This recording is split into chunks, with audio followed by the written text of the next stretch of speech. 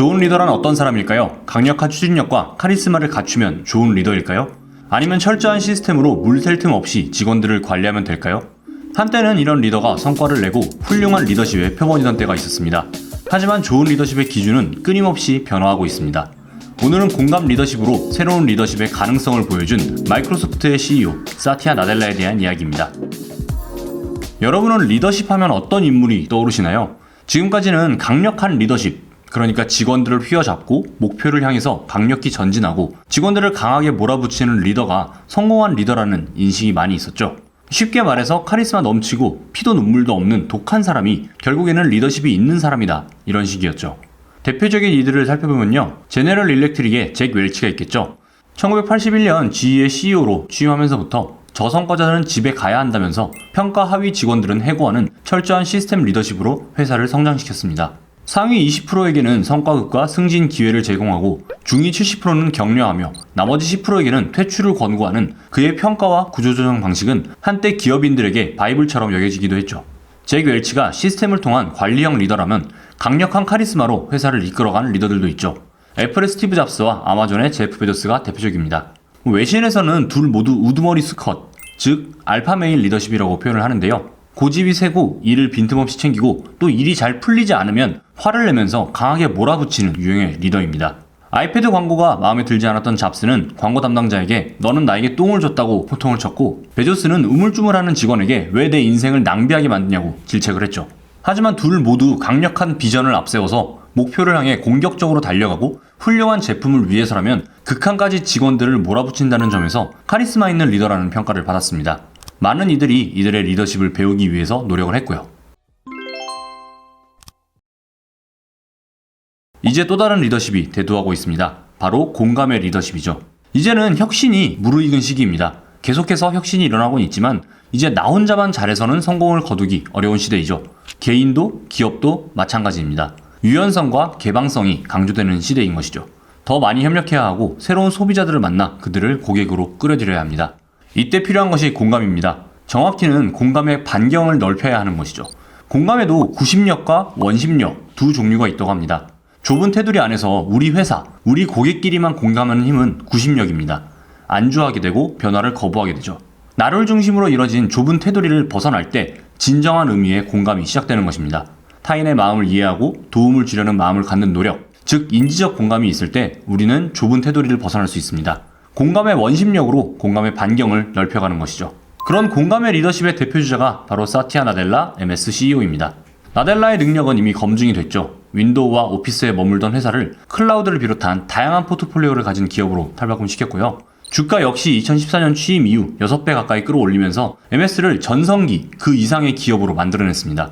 2021년 6월에는 애플에 이어서 시가총액 2조 달러를 달성한 역대 두 번째 기업이 되기도 했습니다.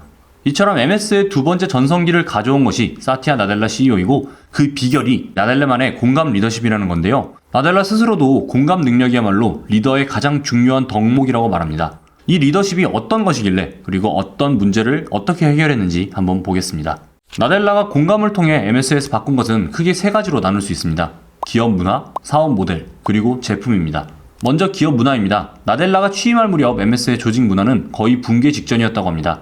나델라 이전 MS를 14년간 이끌었던 스티브 발머가 내부 경쟁을 강조했기 때문인데요. 부서 간, 그리고 심지어는 부서 내에서도 치열한 실적 경쟁을 유도했다고 합니다.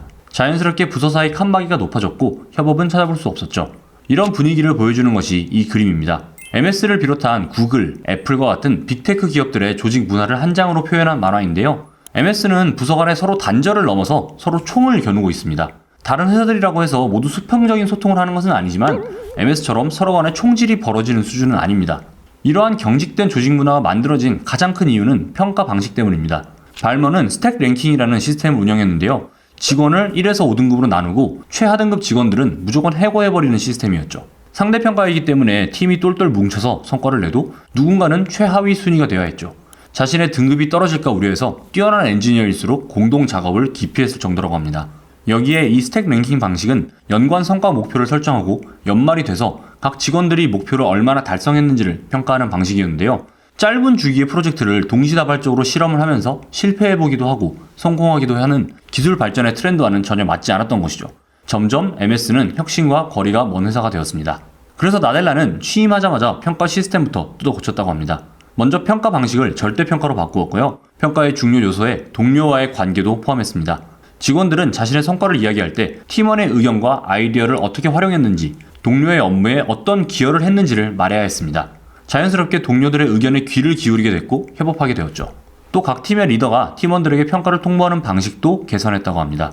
이전에는 1년에 한두 번 정도 성적을 전달하는 방식이었다면요. 팀 리더와 팀원이 1년에 최소 3, 4번은 만나 상담을 하고 업무의 우선순위와 목표에 대해 피드백을 나누는 방식으로 바꾸었습니다. 심지어 2018년부터는 피드백이라는 단어도 없앴다고 하는데요. 피드백 자체가 뭔가를 평가한다는 의미가 내포된 만큼 부정적인 인식을 주기 때문이라는 것이죠. 대신 perspectives, 즉 관점이라는 단어로 바꾸었습니다. 어떤 일에 대한 평가를 전달하는 피드백이 아니라 직원들이 다양한 관점에서 서로 의견을 나누고 이 결과를 관리자와 공유하는 방식으로 바꾼 것이죠. 덕분에 서로의 의견에 대해서 평가라고 인식하기보다는 다른 관점으로 받아들일 수 있게 된 것입니다. 동료의 의견에 좀 더 공감하고 경청할 수 있게 된 것이죠. 이런 방식으로 점점 MS 안에서 조직 간의 칸막이는 낮아졌고 다시 다양한 아이디어들이 모일 수 있게 됐다고 합니다. 나델라는 조직 문화를 되살리기 위해 직원들에게 비전을 심어주는 일도 매진했다고 합니다. 당시 MS는 극한의 경쟁도 문제였지만 직원들이 비전을 상실한 것도 큰 문제였다고 합니다. MS는 PC 시장 장악을 목표로 달려온 회사잖아요. MS의 창업 미션도 모든 책상과 가정에 컴퓨터를 보급하자였고요. 하지만 이 미션이 달성되고 나서 온 모바일 시대, 그러니까 2010년대가 돼서는 MS는 거의 힘을 쓰지 못했습니다. 애플, 구글, 삼성에 밀렸죠. 모바일 시장에 도전하긴 했지만 뚜렷한 성과를 내지는 못했고요. 이런 일련의 실패가 거듭되면서 MS 직원들의 사기는 저하됐습니다. 이제 뭘 하지? 우리가 뭘 위해 일해야 하지? 라는 분위기가 MS 내에 팽배했다고 합니다. 이때 나델라가 다시 한번 공감을 무기로 꺼내듭니다. 환경과 처지, 생각이 제각각인 사람들이 모인 만큼 공통의 목표를 향해 달려나가려면 단순히 채찍과 당근이 아닌 공감이 필요하다고 본 것입니다. 그래서 직원들을 개별적으로 만나 하나하나 설득을 합니다. 네가 왜 이런 걸 고민해? 고민하지 말고 일을 해. 성과를 내. 이런 것이 아니라요. 그간 목표를 향해 달려왔을 직원들이 느낄 상실감에 대해서 충분히 듣고 공감하고 새로운 목표를 함께 고민한 것이죠. 그럼 나델라는 직원들에게 어떤 비전을 심어줬을까요? 바로 기술의 대중화, 그리고 인공지능의 대중화입니다. 어떻게 보면 MS의 첫 미션과 궤를 같이 하지만 한 단계 진화했다고 할 수 있는데요. 복잡하고 접근이 어려웠던 컴퓨터를 윈도우를 통해 편리한 기기로 만들어냈듯 클라우드를 활용해 누구나 쉽게 인공지능을 활용할 수 있게 만들어 보자는 것이었죠. 이를 통해 세상에 더 많은 사람들이 편리함을 얻고 새로운 비즈니스 기회를 찾을 수 있도록 하자는 것이고요. 혼자 좋은 소프트웨어를 만들어서 판매하는 기업이 아니라 더 많은 사람들을 위한 플랫폼 기업이 되자는 것이었습니다. 그래서 나델라는 직원들을 하나하나 만나며 클라우드 퍼스트라는 새로운 비전을 심어줬고 MS는 빠르게 클라우드 중심의 회사로 변신합니다.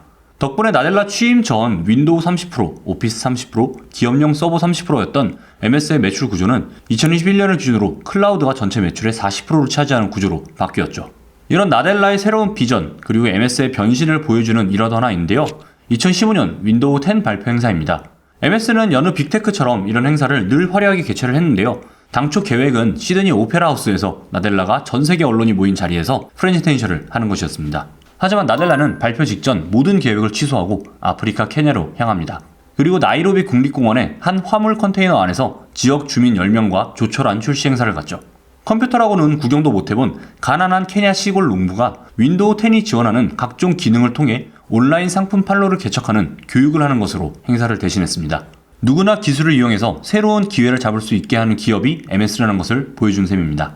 나델라의 공감 리더십은 MS의 각종 제품에도 적용이 됩니다. 이전에 MS가 폐쇄적인 생태계의 회사였다면 나델라 취임 이후에 MS는 개방적이고 융통성 있는 제품을 내놓는 회사가 됐습니다.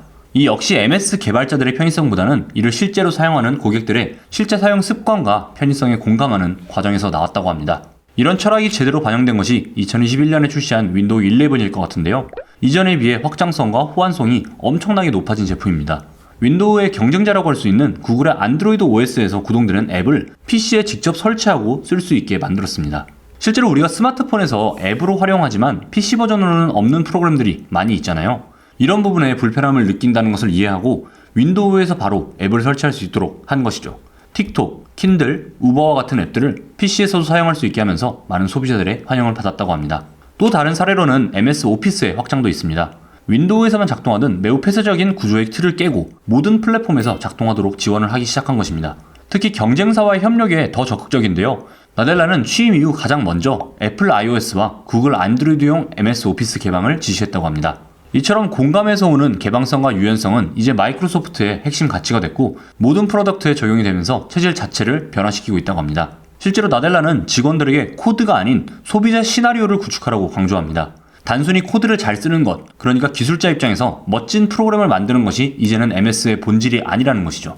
대신에 소비자에 대해 배우고 만족을 줄 수 있는 솔루션을 제공하는 데 집중해야 한다고 강조합니다. 내가 개발한 제품을 소비자들이 어떻게 사용할까에 대한 시나리오를 만들 정도로 깊이 고민해야 한다는 얘기죠.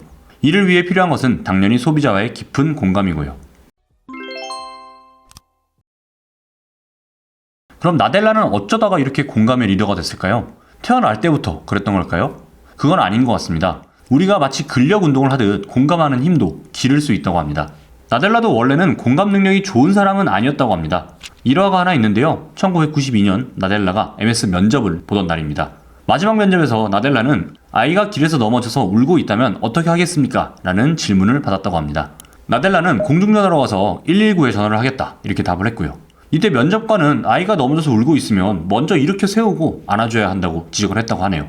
그러면서 나델라에게 공감 능력이 부족한 것 같다 이렇게 지적을 했고요.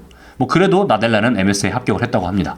그로부터 4년 뒤 나델라의 첫 아들 자인이 태어납니다. 자인은 뇌성마비를 안고 태어났는데요. 나델라는 처음에 내게 왜 이런 일이 생겼지? 라고 고통스러워했지만 점차 그런 질문보다는 아들의 고통을 먼저 생각하게 됐다고 합니다. 그러면서 점점 공감에 대해 배우게 된 것이죠. 그는 자인을 키우면서 나는 매일 아침 공감하는 능력을 끌어내야 했다. 아이들에게 공감하는 아버지가 되고 싶다는 열망, 그리고 상대방의 깊은 마음을 이해하고 싶다는 열망을 품은 덕에 나는 더 나은 리더가 될 수 있었다. 이렇게 말했는데요. 이렇게 가족들에게 배운 공감이라는 가치를 MS에게도 이식한 것입니다. 나델라의 말을 조금 더 들어보면요. 그는 다양한 배경의 사람들을 만날 때 그들의 생각과 감정, 아이디어에 공감하기 위해 노력한다. 상대방이 처한 상황, 그리고 느끼는 감정을 이해하기 위한 욕망이 공감 능력으로 발현되고 이런 공감 능력이 나델라를 성공한 리더로 만든 것이죠.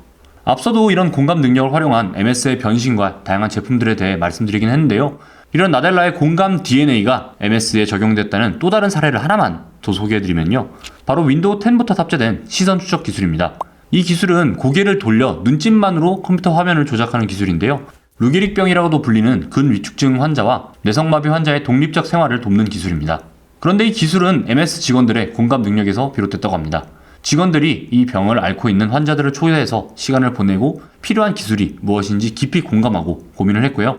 결국 그들을 위해 필요한 기술을 개발하고 탑재할 수 있게 된 것입니다. 오늘은 공감 리더십과 그 대표주자인 MS의 CEO 사티아 나델라에 대해서 알아봤습니다. 개인사에서 출발한 공감이라는 키워드가 어떻게 한 사람을 바꾸고 나아가서는 회사 전체를 바꿀 수 있었는지에 대해 알아봤는데요. 치열한 비즈니스의 세계와는 거리가 먼 것 같은 공감이라는 키워드를 고객과 결합하면 또 제품과 결합하면 어떤 결과가 나오는지에 대해서 나델라가 잘 보여주고 있는 것 같습니다. 결국 고객들이 원하는 것을 정확히 파악하고 고객들을 끌어들이기 위해서는 나 혼자 달려나가는 혁신보다는 주위를 둘러보고 현장으로 가는 그런 공감이 가장 중요하다는 것이죠. 특히 경기 침체로 고객들과 직원들이 불안에 직면하게 되는 2023년에는 이 공감이 더없이 중요한 리더십의 키워드가 될 것 같습니다. 네, 오늘 준비한 이야기는 여기까지고요. 오늘도 재밌게 보셨다면 구독, 좋아요 부탁드립니다. 감사합니다.